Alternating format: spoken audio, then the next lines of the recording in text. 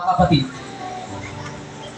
alam mo, sa 30 days na mayroong isang buwan, hindi po, lalo na ngayon, at 30, napakabilis ng panahon, napakabilis ng oras.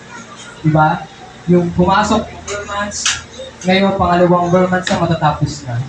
Diba? Napakabuti ng Panginoon. Although meron tayong mga pinagdaan ng problema, pinagdaan ng suliranin sa ating buhay, hindi tayo pinabayaan ng Diyos. Ano po ba? Napakabuti ng Panginoon.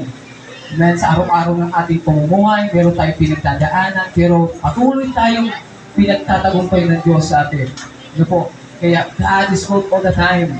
Kaya kapatid, hindi hadlang, hindi po tayo magpasalamat sa Diyos at magalak yung ating puso dahil sa kabutihan ng Panginoon. Ano po?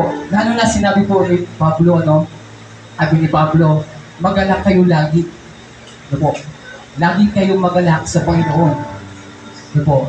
Lalo na po itong message na to na marirelate yung ating buhay kung paano tayo dapat magalak. Kahit meron tayong pinagdadaanan sa ating suliranin sa ating buhay na hindi pa natin napagtagumpayan. Pero we know, mga kapatid, pagtatagumpayan tayo ng ating Panginoon sa pamagitan ng ating pananampalataya. Amen po ba? Amen. No po, lalo na po dito sa Philippians chapter 4, kung meron po kayong Bible, mas maigi po na meron tayo para masundan po natin yung aral ng Panginoon. This is a short message, kasi this is a victory, encouragement ng ating Panginoon na lagi po natin tatandaan na huwag po natin hayaan nakawin yung kagalakan po sa atin. Dito po sa Philippians chapter 4, na kung saan po maraming tagubilin si Pablo sa mga taga-Filipos. At mauunawaan po natin ito dahil merong layunin ang sulat na to para sa atin. Hindi lang po siya patungkol sa Filipos, kundi para din sa atin, mga kapatid.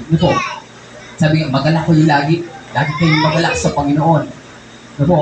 Kung babasahin po natin itong the whole chapter ng Filipos, tumutukoy po ito sa pagpapasalamat niya sa iglesia ng Filipos. Kailangan sila magkaisa, magpahalan, magpatawaran, magpasensyahan. Ito rin, mga kapatid, itong sulat na to para din sa atin. Amen. Lalo na kung sisimulan po natin sa chapter 4, verse 1, sabi po dito, sa Filipos chapter 4, verse 1, ito po yung mga tagubilin ni Pablo sa Filipos. Sabi nga, kaya nga mga kapatid kong minamahal, pinapalit ka ng aking kagalakan at karangalan sa ganitong paraan.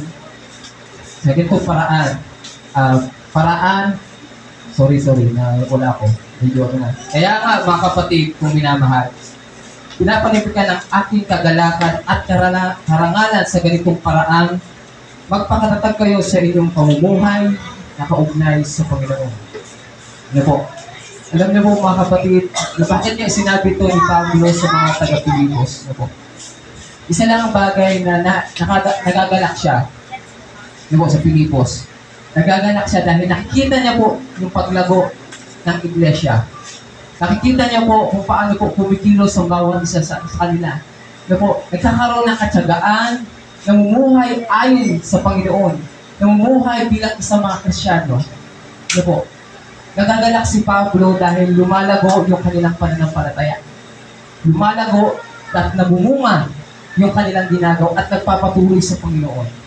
Church, we claim na itong sulat nito, ay i-claim natin sa ating buhay. Amen. Kung paano tayo dapat magalak, mga kapatid. Sabi ko nga kanina, napakahaba yung panahon. Pero yung kagalakan po natin everyday na kung paano tayo pinagtatagumpay ng Diyos. Amen. Every Sunday nandito pa rin tayo. Amen. Nagagalak tayo kasi nakita po natin yung ating bawat isa sa atin lumalago. Nagpapatuloy sa Panginoon. Nakita yung kagandahan na ginawa ng Diyos sa atin. Tulad po ni Pablo, nagagalak siya at pinaparangalan, sabi nga, nagagalak at ang karangalan, napaparangalan ang ating Panginoon. Dahil yung lahat ng kanyang pinagpaguran, yung lahat ng kanyang pawis, yung lahat ng kanyang ginawa, ay hindi po nasayang. Amen. Sabi po nga ng Philippians chapter 2, Dito lang po sa 2. So, sabi nga dito sa 16. Sorry. Habang salitang nagbibigay buhay sa araw na sabi, habang ipinapahayag ninyo ang salitang nagbibigay buhay sa gayon sa araw ni Kristo ay napapagmamalaki kong hindi nawala ng kabuluhan ng hirap at pagod ko sa inyo. So, kahit gano'n na lang yung kagalakan ni Pablo na hindi nasayang yung kanyang ginagawa. Kahit although po siya nakakulong, nahirap yung sitwasyon po niya, nagagalak siya dahil yung mga kapatiran sa iglesia ay nagpapatuloy po sa Panginoon. Although merong pinagdadaanan, merong lusot, merong mga bagay na pinagdadaanan po sila, pero hindi po hadlang upang hindi sila pong magalak. Amen. Tulad po dito, sa 2, sabi po dito, nakikiusap ako kay Hosea at Syntyche na sila'y magkasundo bilang magkakapatid sa Panginoon. Ipinapakiusap ko rin na sila man ay tapat kong katulong mo sa dalawang babae dito. Sila man ay kasama kong magpagal, pagpalaganap ng magandang balita, kasama si Clemente at ibang pagkagawa ko. Ang pangalan nila ay nakasulat sa aklat ng buhay. Alam mo, paano tayo mag-respond kayo? Kung sakali lang sa ating photo sinulat ni Pablo, paano po tayo mag-respond sa ganitong bagay? Kasi even churches, mga kapatid, wala mong perfect. Yung nag-trending ngayon, mga kapatid, yung pastora, nalilipat ng church, na hindi maganda sa patitig ng iba. Pero kung tutuusin naman, may pinaparinggan, pero in the good side, makukuha mo yung bagay na maganda rin. Pero kung isipin natin yung maling bagay, isipin talaga natin mali yung ginawa. Amen. Kasi ito po yung review sa kanila. Ganoon din sa ating mga kapatid, kahit saan ng churches, saan po tayo pumunta, meron po tayong makikita na maaaring katisuran, maaari po tayong maging negative sa atin. Pero alam niyo po ba, mga kapatid, kahit yung pinagdadaanan natin sa ating buhay, sa ating maganda po na tayo po ay nagpapatuloy sa Panginoon. Magpatawaran, magpasensyahan, mag-ibigan sa atin bilang isang mananampalataya. Kasi bakit? Kasi yung buhay po natin ay nasa Panginoon na. Amen? Nasa Panginoon Diyos na yung ating buhay. Kasi kung lagi po natin gagawin yung mga bagay na hindi karapat-dapat, yung mga hinanakit, yung paggalit sa ating kapwa, hindi po siya nakakatulong sa paglago sa ating iglesia. Hindi po siya nakakatulong na tayo po ay lumago, hindi maging stagnant pa tayo sa ating pananampalataya, mga kapatid. Itong message na to, kaya sabi ni Pablo, magpasensyahan kayo. Amen? Kasi hindi po nakakatulong sa atin yung lumago sa pananampalataya kung lagi po tayo may galit sa ating puso. Kung meron po tayong hininakit, amen, sakit, sa ating kapwa, hindi po siya nakakatulong sa paglago po sa atin. Nagiging hadlang pa ito sa ating paglago. Nagiging hadlang pa ito para tayo po ay mamunga para sa Panginoon.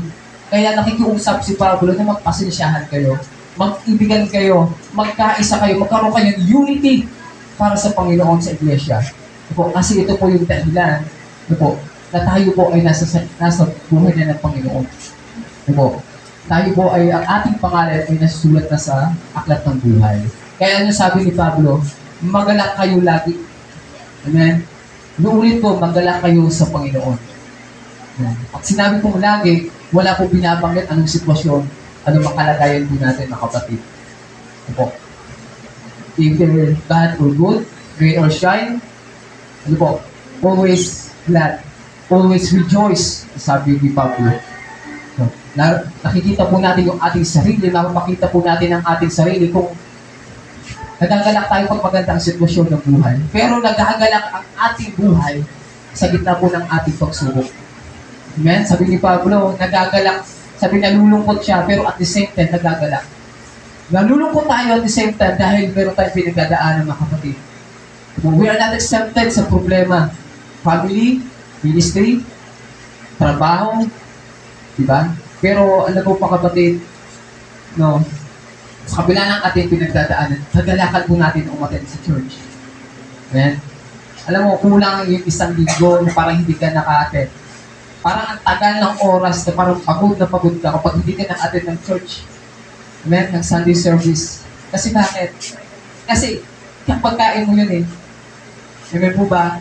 Kahit saan ka pumunta, hanapin mo yung church. Amen?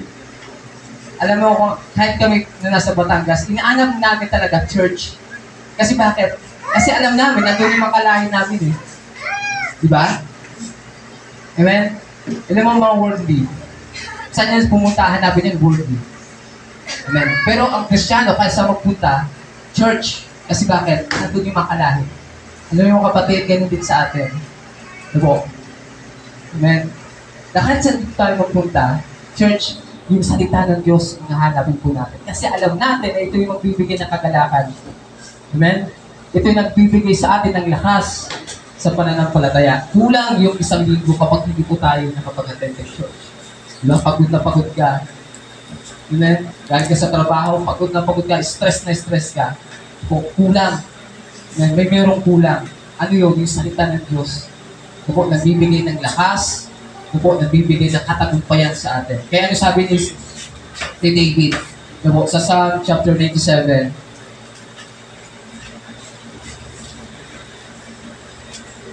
ito po, sabi sa Psalm 97 verse 1, no? Si Yahweh ay naghahari, magalak ang buong mundo, magsaya naman, magdiwang lahat kayong mga pulo. Amen? So bakit kailangan maggalak ang tao?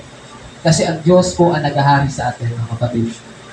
Lagi po natin tatandaan sa ating isip, maging sa ating puso, ang Diyos ang naghahari sa atin. Hindi tayo papabayaan, hindi tayo iiwan. Ano man yung nais po natin puntahan, ano man yung goal, ano man yung nais natin sa ating buhay, sa family po natin. Ano po? Tandaan po natin ang Diyos ang naghahari sa atin. At hindi po tayo papabayaan. Amen?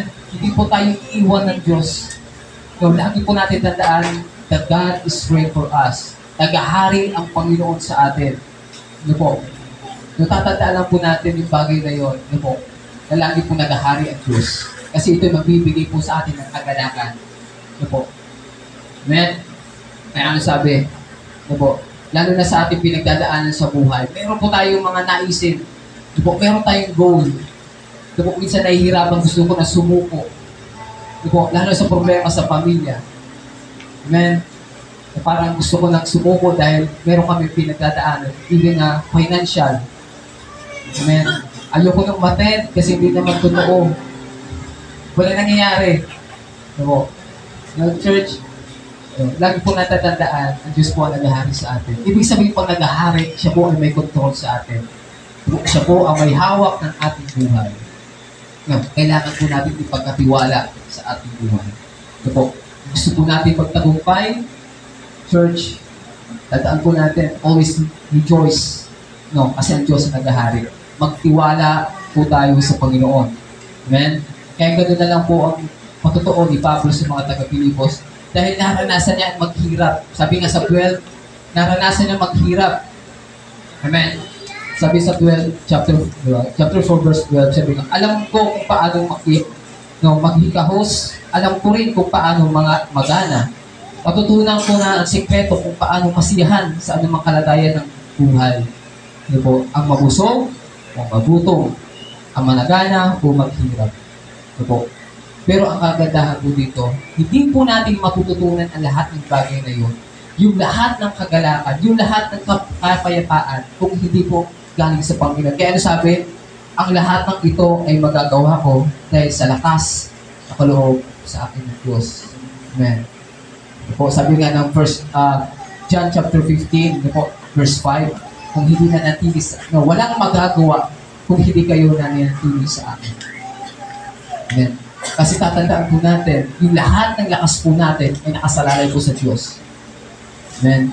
Yung lahat po natin naisip ay nakasalalay sa Diyos. Kasi siya po ang naghahari sa atin. Always rejoice, mga kapatid. Amen. Hallelujah. So sa umagang ito, mga kapatid, no, dapat makita po sa atin na tayo po yung nagtatagumpay ay meron po tayong agalakan sa atin. Amen. Dapat nakikita po sa atin yung kagalakan. No, madali pong magalak kapag maganda ang sitwasyon ng buhay. Yan. Pero ang kagalakan, tayo po'y naghihirap. Napakahirap din ipakita. Pero lagi tatandaan, the root, the God is with us. Nagahari ang Diyos sa atin. At sulat na yung ating buhay sa aklat. Ito. Amen? Kaya kapatid, no, hayaan mo sa umagang ito, sa tayo po'y tumayo. Hallelujah, Lord. Purihin ka, O Diyos. Maraming salamat, Panginoon, sa umagang ito.